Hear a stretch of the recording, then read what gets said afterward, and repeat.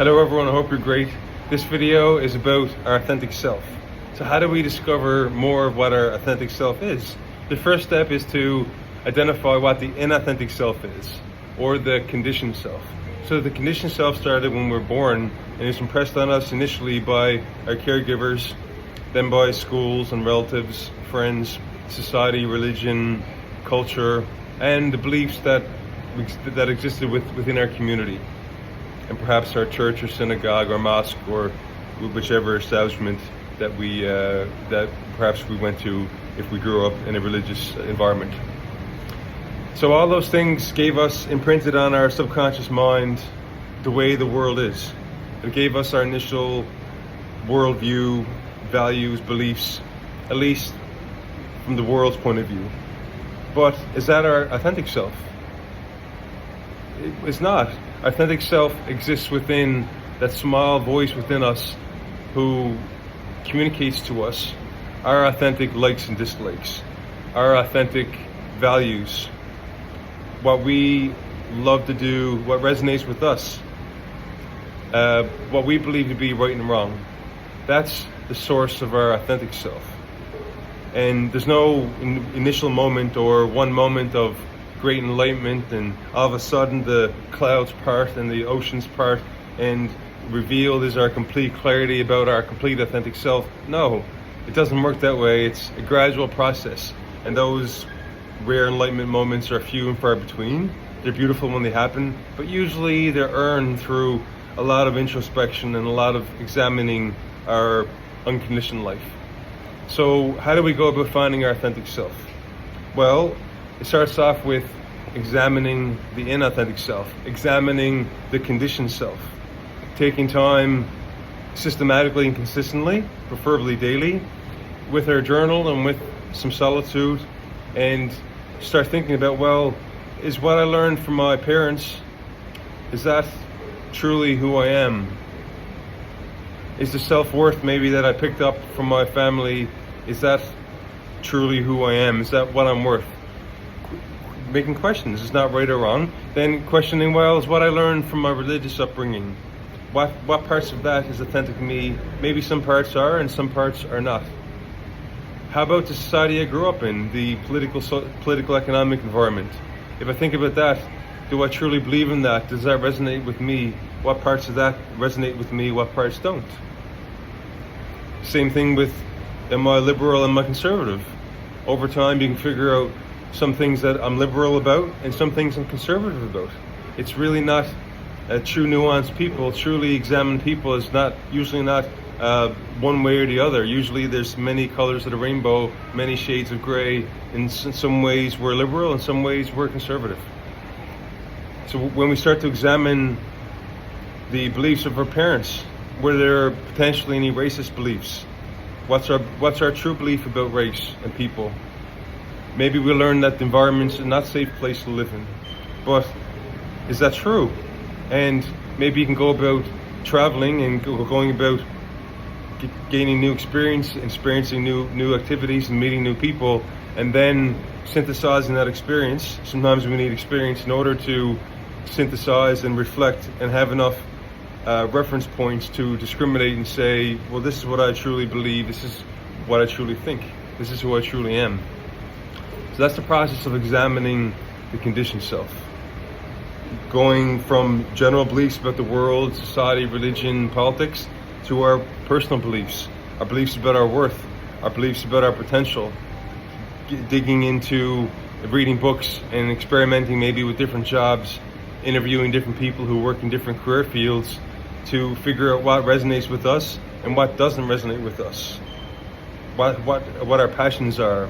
Just because your mom or dad or society or your teacher said you should have a government job or you should be a doctor or a teacher or a candlestick maker, well, that's their opinion.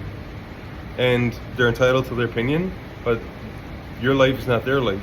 Your life is your life, and you have 100% ownership of that. You're the full stakeholder, and you're the one that needs to process it and experiment enough, gain enough experience to be able to come to some sort of synthesis of your truest, highest self and start experimenting and figuring out your strengths What comes naturally to you? What are your inclinations?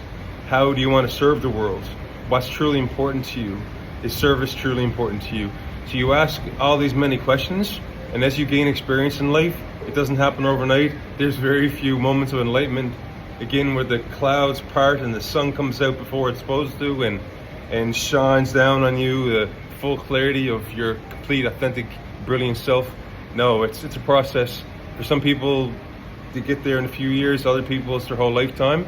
But it should be a lifetime pursuit. It never ends, because we're constantly growing and evolving, and there's much more depth.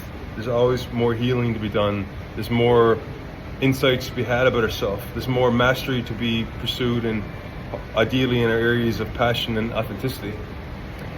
So one day, when we examine ourselves enough, we have enough experience, we've read enough books or watched enough YouTube videos and met enough people and traveled to enough places, and we've had enough time to reflect and journal and meditate perhaps.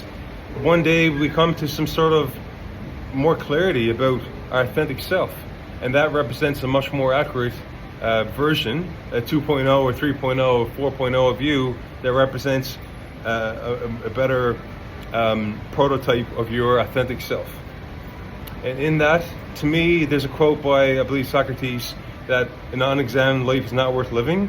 I wouldn't go that far, but to me, living your life based on condition and based on what you learned in childhood and before that, well, to me that's very limited, and to me that's an existence.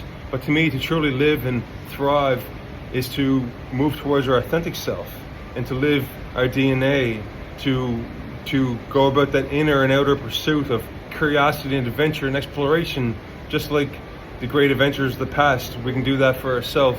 And to me, that's a life truly worth fully living, in my opinion. And one day, you'll have a life where you know your tribes, you know what people resonate with you, you know your values, you attract in a partner perhaps who aligns with your interests, perhaps you're growing together in a mutually supportive, loving way, and you have trust. One day you find a group of people that you trust, your tribe, who have similar interests and passions and maybe similar career or similar hobbies. And one day you have a deep sense of seated inner confidence based on that clarity of truth about your authenticity that you can anchor on, that you become more unwavering, that you become more unstoppable in your pursuits. You're less influenced by other people because you're standing in your truth of authenticity. Until next time, I hope you take some time every day to gain new experiences, to take risks, to have courage.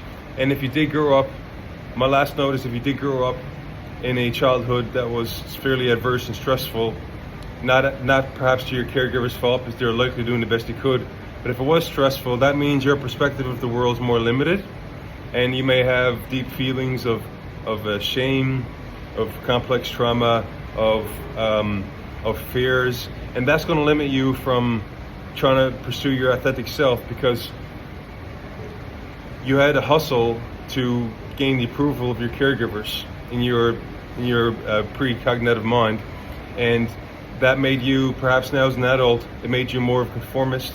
You may be a people pleaser. You may be afraid of change, more irrationally afraid of change maybe than people that didn't go through a stressful childhood. And you may have a narrow frame of reference because you're more in your sympathetic nervous system, the fight or flight state. So healing that becomes a big, huge priority, and healing that will be part of finding your authenticity, and healing that will also be a step in the direction of being able to more freely, more safely pursue your authentic self. That's a really, really important point. And we all have stress. Some have had more stress than others, and some have a lot of traumas that have been unexamined, and part of your authenticity will be examining those traumas, and at your own pace that's safe for you, ideally with a therapist or someone that's several steps ahead of you or a lot ahead of you in the growth and healing journey. Until next time, yes you can.